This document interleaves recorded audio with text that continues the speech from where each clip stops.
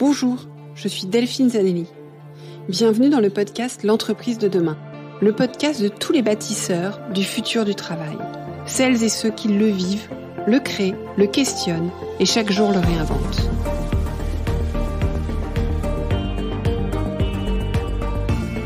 Une entreprise plus vertueuse et soucieuse de son impact social pour une société meilleure.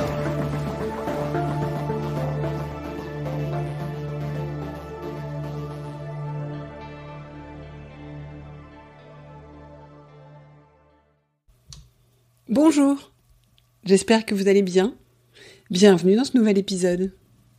Alors, je suis ravie de vous proposer un 4e épisode sur la lecture, une lecture des enjeux 2023. Alors, sachant que bien sûr, on ne change pas d'enjeu en changeant d'année, mais qu'il est toujours intéressant de regarder un petit peu quels vont être les sujets importants, prégnants de l'année qui est devant nous. Pour ce 4e épisode, j'ai le plaisir de recevoir Shana Roy. Shana est DRH, pour faire un bon français, de Swile. Avec Shana, nous échangeons sur des sujets qui, je sais, vont vous passionner, puisqu'ils sont des sujets brûlants, que vous soyez RH, DRH, manager, dirigeant aujourd'hui, et même collaborateur. Et puis, un petit clin d'œil, enfin, en tout cas une pensée à tous ceux que j'accompagne en ce moment dans le cadre du programme de l'entreprise de demain sur le parcours devenir un manager augmenté. Vous allez trouver énormément dans nos échanges de références, dans les échanges de Shana et moi, de références aux échanges que j'ai avec vous en ce moment, et notamment beaucoup des outils que je vous propose. Donc ça devrait beaucoup vous parler. Et alors donc, de quoi avons-nous parlé avec Shana ? Teaser. D'abord, d'équilibre entre l'individuel et le collectif. Ça, je sais que ça vous cause certains maux de crâne parfois. D'autonomie et de responsabilisation. De confiance et de délégation. Comment j'apprends à faire confiance pour déléguer. Bien sûr, de multigénérationnel. Et surtout, on a tenté de craquer pour vous un sujet chaud qui est comment engager les plus jeunes générations. Donc allez jusqu'au bout, cet épisode est encore une pépite. Et avant de vous y donner accès, je voulais vous rappeler 2 choses très importantes. La première, c'est que ce podcast a une newsletter, dont le lien d'inscription est dans les notes de l'épisode. Dans cette newsletter, vous en saurez plus sur les coulisses du podcast, mais vous aurez aussi un condensé des notes des épisodes de la semaine passée, enfin elle sort tous les 15 jours, donc des 2 semaines passées, et puis d'autres pistes, d'autres sources pour vous inspirer. La deuxième chose, c'est que vous savez combien il est important pour que ce podcast se développe, que vous puissiez le noter sur les plateformes de podcast et aussi mettre des commentaires, notamment sur Apple Podcast. Et j'en profite pour remercier la personne qui m'a laissé le dernier commentaire, que j'ai déjà remercié sur LinkedIn, au cas où elle ne l'ait pas vu, dont le pseudo est mypositifjure, donc je ne sais pas qui c'est, et qui dit un des meilleurs podcasts sur le sujet. J'écoute de nombreux podcasts sur le monde de l'entreprise et c'est celui-ci, sans nul doute, qui m'outille le mieux. On sent que Delphine connaît le sujet et il ne s'agit pas simplement de conseils théoriques. Quand on est manager, il est important d'avoir des conseils qui s'ancrent dans la pratique. Le format me semble par ailleurs particulièrement adapté, on va à l'essentiel et c'est fou le nombre de sujets abordés en 25 minutes. Merci Delphine. Alors merci mypositifjure, ce genre de commentaire m'oblige, me met la barre un peu plus haut et je suis contente parce qu'après avoir réécouté pour monter cet épisode, je pense que celui-ci va à nouveau répondre à vos attentes. Et comptez sur moi pour continuer à y répondre en 2023. Donc continuez à me faire des commentaires, ça me challenge. N'hésitez pas à me faire des feedbacks, ça m'est extrêmement utile à me dire quels sont les sujets qui vous tracassent et je serai ravie de pouvoir vous aider. Et maintenant, je vous laisse enfin en compagnie de Shana et encore de moi. Bon épisode. Bonjour Shana. Bonjour Delphine. Merci de votre temps aujourd'hui pour répondre à mes questions. Donc Shana, nous sommes dans une série sur les enjeux de 2023, pour aussi bien les RH que les dirigeants. Et je voulais démarrer avec vous sur un point qui, je sais, est au cœur des préoccupations aujourd'hui des managers, des dirigeants, des DRH, qui est l'équilibre entre l'individualisation de la relation managériale individuelle et le collectif. comment est-ce qu'on trouve cet équilibre, voilà, en termes de gestion dans l'entreprise, de relations, etc. Très bien. En effet, c'est une question qui revient souvent et qui est prédominante dans nos organisations. Comment préserver et favoriser ce collectif tout en accordant de l'importance finalement à l'individualisation. Moi, je suis plutôt d'une approche de simplicité, en fait. Je pense qu'on doit avoir différents rituels, déjà. Ça commence par ça. Des rituels individuels en tant que manager avec son collaborateur pour apprendre à comprendre ses besoins, ses leviers d'engagement, ses leviers de motivation, pour être vraiment dans cet échange et de créer sa relation avec ce collaborateur, cette collaboratrice, et donc de s'adapter dans cette relation tout en gardant l'intérêt du collectif. Pour moi, c'est vital à chaque fois de regarder l'intérêt de l'individu, du collectif et de l'entreprise, et donc de bien regarder ce qu'il y a à l'intersection de tout ça pour s'assurer justement que la part individuelle ne prenne pas le dessus sur le besoin collectif et le besoin de l'entreprise. Donc pour moi, de l'adaptation, de l'ajustement, tout en gardant son collectif fort, en animant son collectif sur des enjeux clairs, explicites, et beaucoup de transparence et d'honnêteté dans la relation, que ce soit avec l'individu et l'équipe et le collectif. Vous pourriez me donner une illustration d'un cas de figure Oui, très bien. Manager qui peut avoir, si je prends chez Swile par exemple, certains managers peuvent avoir 6, 7 personnes. On favorise beaucoup la proximité, la convivialité, ça fait partie de l'ADN de Swile. Donc, il va y avoir des rencontres plutôt qu'on va appeler les one-to-one, réguliers.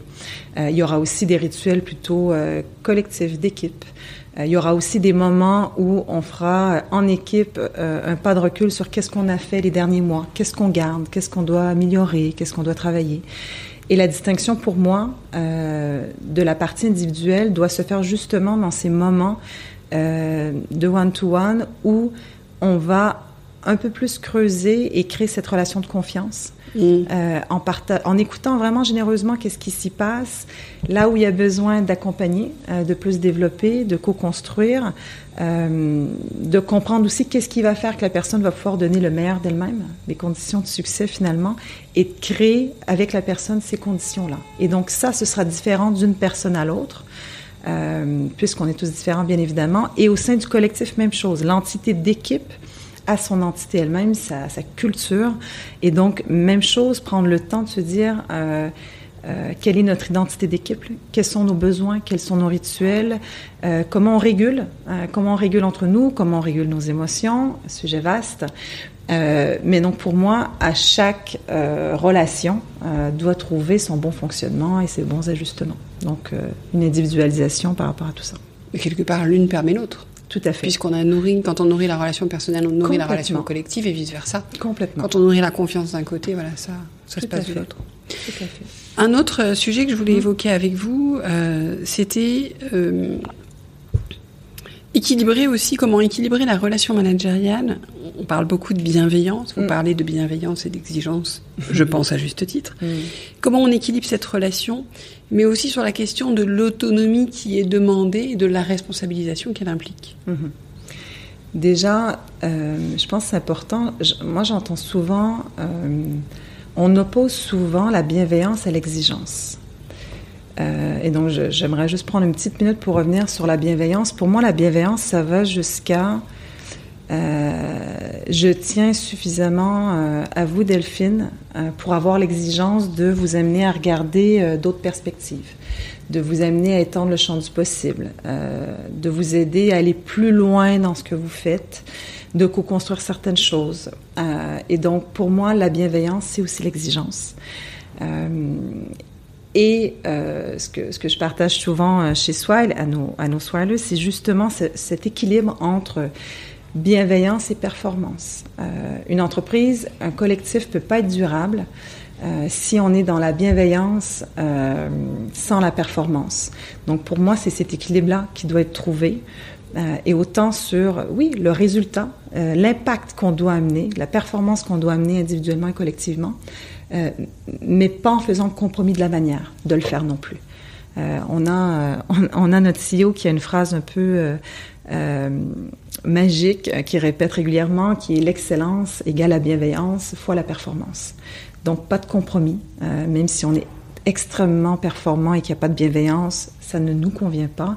Et même chose, s'il y a beaucoup de bienveillance et pas de performance, ça ne convient pas. Donc, pour moi, déjà, important de prendre ces deux aspects-là et d'en faire quelque chose aussi en entreprise qui est ressenti, qui est vu par des faits, des prises d'action aussi, pour vraiment démontrer que c'est comme ça, c'est pas que des paroles ou des présentations, mais c'est notre culture qu'on veut protéger en faisant ça. Vous me posez aussi la question sur la performance et l'impact. Bon, c'est un peu tout ce que j'ai dit, mais pour moi, tout ça, c'est ensemble, en fait. On en revient à ce que vous disiez tout à l'heure, l'individualisation, le travail d'équipe, la bienveillance, la performance. Pour moi, c'est tous ces éléments-là mis ensemble qui amènent cet impact et cette performance. Et là, on revient aussi à ce que vous disiez, la responsabilisation. Comment on amène aussi chaque collaborateur à être responsable et autonome, mais à avoir aussi cette discussion-là en toute transparence sur la capacité d'autonomie et la capacité de responsabilisation, puisqu'on peut, on pourrait se dire, la responsabilité totale, peut-être que la personne n'est pas prête, donc ce serait pas bienveillant. Donc pour moi, le geste aussi d'autonomie et de support associé à l'autonomie doit être lié à la personne, encore une fois, à l'individualisation. Est-ce que cette personne, sur ce sujet, a besoin de plus de support? Et on l'apportera. D'autres sujets, non. Donc, il y aura peut-être une responsabilité plus grande, sans support. Donc là aussi, pour moi, c'est des choses à définir et à faire évoluer au fil du temps en fonction du développement de la personne. Oui, et de le faire individuellement. Oui. Et qu'est-ce qu'on pourrait dire d'ailleurs à un manager qui a envie de déléguer et de rendre autonome, mais qui a envie d'avoir confiance, en fait? Qui se dit, je sais pas si je peux, je sais pas si j'ai confiance, je sais pas. Bah, tout simplement, c'est pas simple, hein. Je dis tout simplement, oui, je mais sais c'est bien. jamais simple. Déjà, moi, j'engagerais la discussion, je lui dirais, il faut engager la discussion de manière très transparente. En le présentant comme comment on crée les conditions ensemble d'une délégation qui va te rassurer en tant que manager et qui va développer le collaborateur sans le surchauffer. Donc, je pense que si on pose déjà l'intention dès le départ sur la table, on veut créer cet environnement-là où il y a de la délégation, où il y a de l'espace pour évoluer, mais avec ce cadre de sécurité psychologique aussi. Oui. Je pense que le manager sera plus enclin à expliciter, là, j'ai peut-être pas confiance, parce qu'il y a peut-être des zones où je dois encore un petit peu investiguer. Il pourra peut-être aussi le partager avec son collaborateur en disant, écoute, ça, je le maîtrise moins. Est-ce que tu peux m'expliquer? Est-ce qu'il y a des endroits où tu as besoin de mon aide? Pas être dans le contrôle ou faire sentir que tout n'est pas parfait, mais plutôt en disant, on veut aller vers ça, on ira. Maintenant, qu'est-ce qu'on doit créer comme condition de succès pour y arriver et aider le manager à le faire? Tout déléguer d'un coup, pour moi, c'est risqué. Ça peut donner un faux semblant pour le collaborateur, on me fait confiance. Et en même temps, moi, souvent, ce que je peux entendre, c'est, en fait, je me suis sentie seule. J'aurais eu besoin de support et j'ai pas osé demander de l'aide. Donc, je pense que régulièrement, il faut revenir et revoir et se dire, mais à quel endroit ça va? À quel endroit tu as peut-être besoin qu'on travaille un peu plus ensemble ou qu'on aille chercher du support ailleurs, qu'on réfléchisse. Donc, que ce soit des discussions régulières pour revérifier et l'autonomie évoluera en fonction de tout ça. Oui, pour effectivement y aller pas à pas et que chacun prenne confiance dans la démarche, effectivement. Il y a un autre sujet que je voulais évoquer avec vous, c'était le multigénérationnel. Oui. Comment est-ce qu'on peut manager les différentes générations et comment on peut faire du multigénérationnel, parce qu'aujourd'hui on a beaucoup de générations dans l'entreprise, une force? Très, très bonne question et question d'actualité. Je pense que ça a toujours été d'actualité. Bien sûr. Par contre, je pense que par rapport à 2023,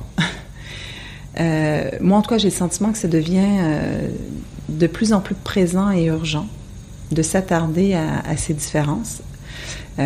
Et comme toujours, parfois quand on sent l'urgence, il y a un peu plus, j'ai envie de dire, d'énergie, de motivation pour adresser ce sujet. Moi, je pense déjà qu'il faut faire attention comme dans tout type de diversité, de ne pas catégoriser. On peut être d'une génération et pas se sentir complètement dans sa génération. Complètement. Ça arrive. Donc déjà, je pense faire attention aux clichés.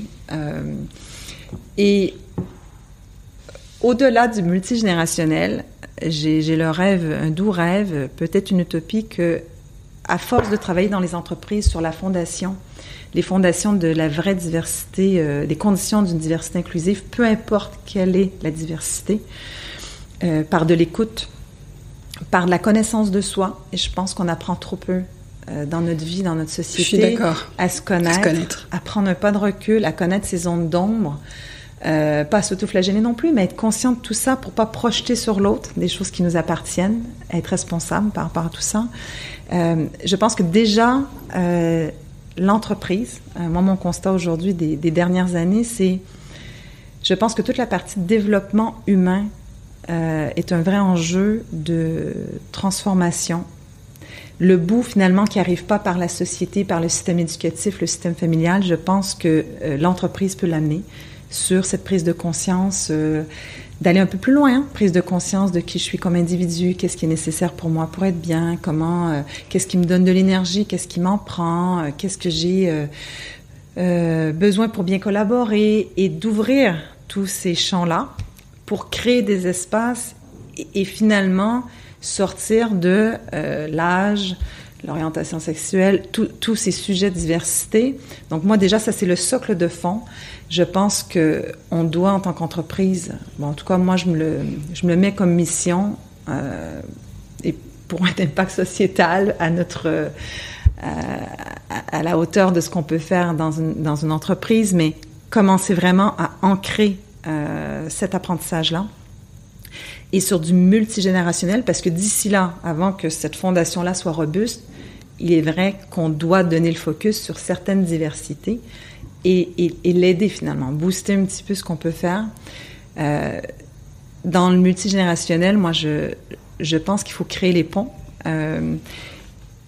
Il y a des points de force communs, il y a des points différenciants. Comment on favorise les rencontres déjà, tout simplement. Je suis très connectée à la relation. Mais tout comme sur l'individuel et le collectif, c'est comment est-ce qu'on trouve les points de convergence. Exactement. Comment on ouvre les points de convergence, comment on met son ego à la porte, qu'on ose rigoler de soi avec un peu de dérision. Moi, souvent, je rigole, je dis « ouais, vous allez voir, j'ai appris quelque chose sur la techno. Je suis pas la plus moderne et c'est pas grave. Je suis entourée de plus jeunes. Je vais les chercher et on rigole.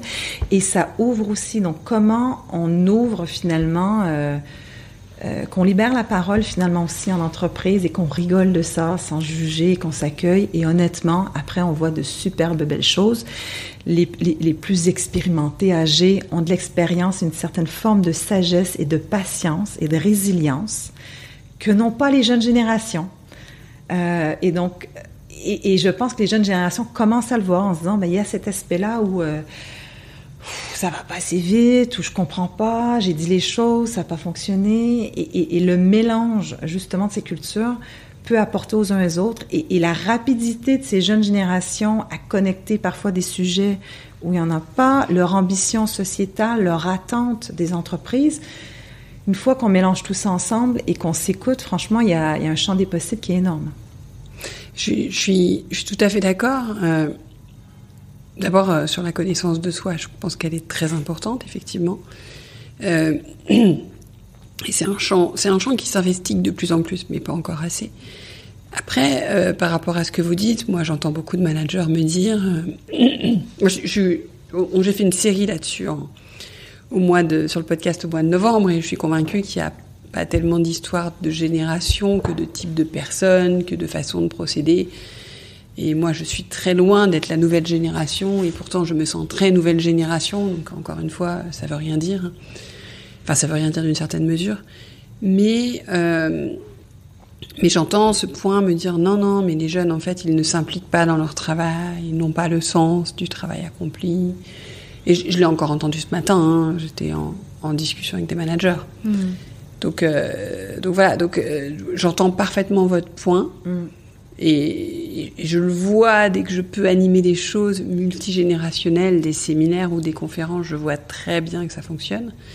Mais voilà, il y a quand même ce blocage. Vous le ressentez chez vous ou pas? Parce que il y a quand même, et je leur dis non, je ne suis pas d'accord, puisque je peux vous donner l'exemple inverse. Et ils me disent non, mais en fait, les 10 dernières recrues qu'on a eues, c'était comme ça. Est-ce qu'il y a une posture? Est-ce qu'il y a quelque chose? Voilà. Bonne question. Oui, j'observe des choses, incluant dans mon équipe. Moi, ce que je peux observer sur les plus jeunes générations, c'est... Et peut-être que je me trompe. Hein. Là, c'est vraiment de l'observation. Bien sûr. Et ça n'a pas l'intention d'être parfaite dans ma réponse. Nous ne partageons que nos points de vue. Hein.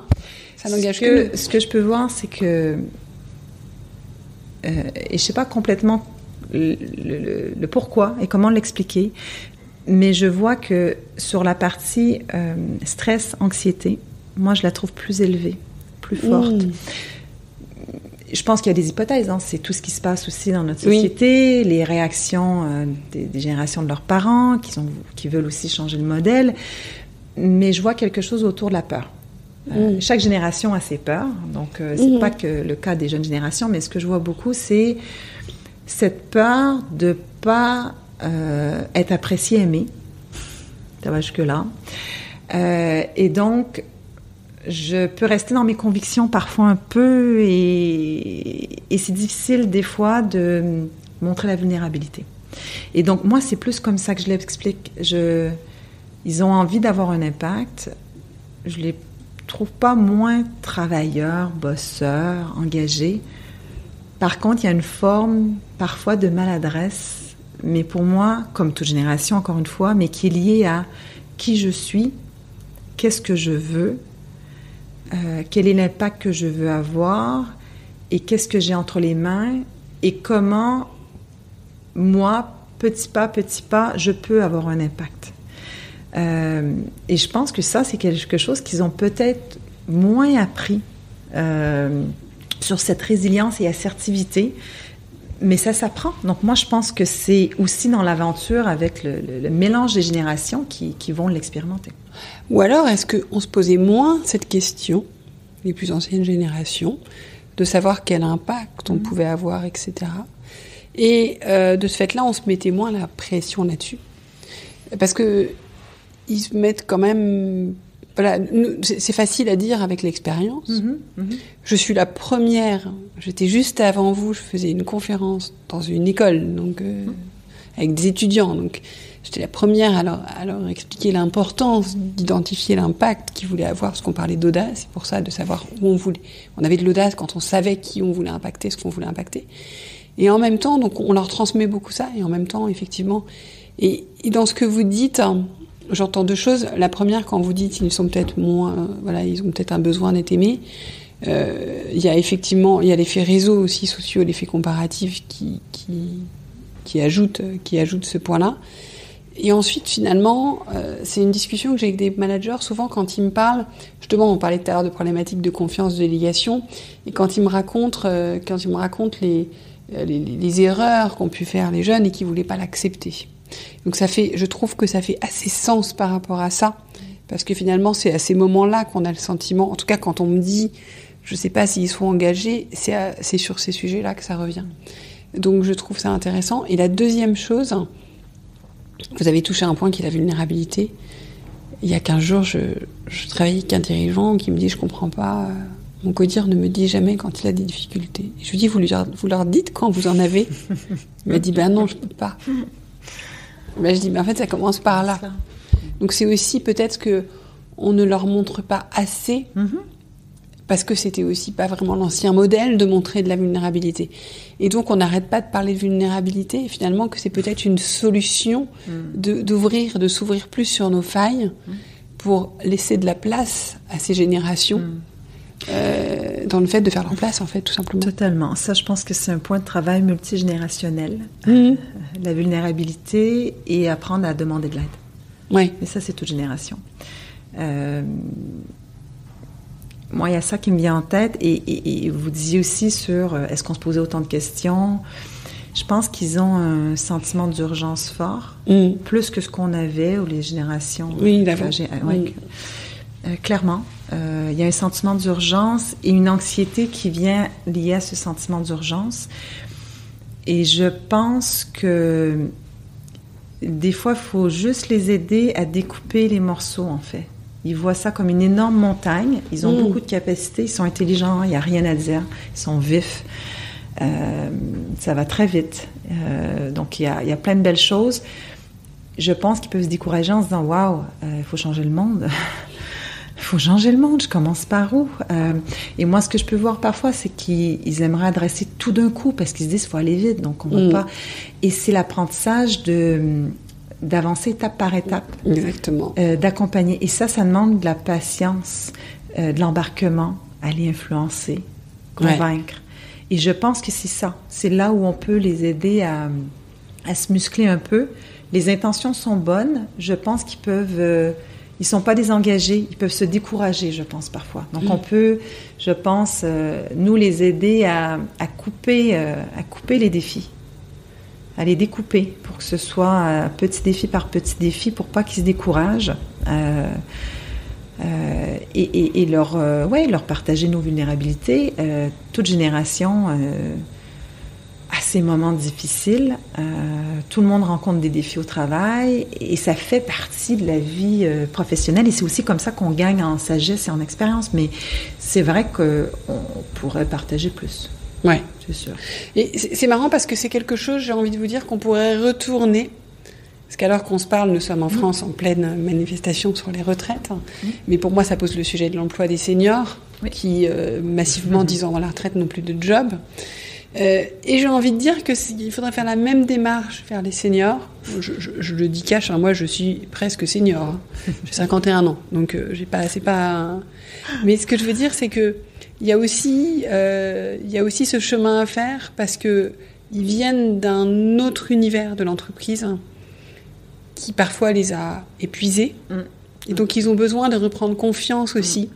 Et donc quelque part faire ce même chemin. Et je pense que c'est une façon de réconcilier ces générations, vous disiez, qui ont à s'apporter pour la transmission, mais que du coup, il y a ce même chemin à faire pour les deux, en fait. Complètement. Et moi, rapidement, c'est quelque chose que j'ai vu chez Swile, parce que c'est jeune, c'est très, très jeune. Moins maintenant, hein, on a fait une acquisition récemment, donc, et on a seniorisé les équipes. Mais moi, un de mes premiers constats, ça a été de dire, on doit rééquilibrer. Et à un moment donné, c'était même de dire, on les recrute le plus vieux possible. C'était même un choix, hein, de me dire, on a besoin d'aller ouvrir la voie aussi pour rééquilibrer tout ça. Mais je suis d'accord, Delphine, il y a quelque chose autour d'ouvrir la porte à toute cette diversité, de créer les conditions et aussi permettre à ces seniors, si on peut appeler, moi je trouve ça jeune pour dire senior à 50 ans. Mais moi aussi, mais bon, c'est pas moi qui choisis. Ça me paraît encore jeune, on va travailler encore longtemps. J'espère. Aussi de libérer, sans être les sachants, il y a du partage d'expérience à faire et être un peu les mentors, mais du co-mentoring, hein, les jeunes apportent des choses, les moins jeunes, exactement, du reverse mentoring. Et pour moi, c'est gratifiant pour les deux et c'est rassurant pour les deux, en fait. Donc, pour moi, il y a beaucoup de choses à créer autour de ça. Avec le pont de la vulnérabilité, des petits pas et de tout ça. Chana, c'était passionnant. Merci beaucoup. Merci, Delphine. Merci pour votre écoute. J'espère que l'épisode vous a plu. Faites-le moi savoir en laissant des étoiles et des commentaires sur Apple Podcast. Cela me permet de le faire connaître, le podcast, et m'encourage à le poursuivre. Rejoignez-moi également sur le groupe LinkedIn L'Entreprise de demain pour échanger avec d'autres auditeurs, proposer des invités.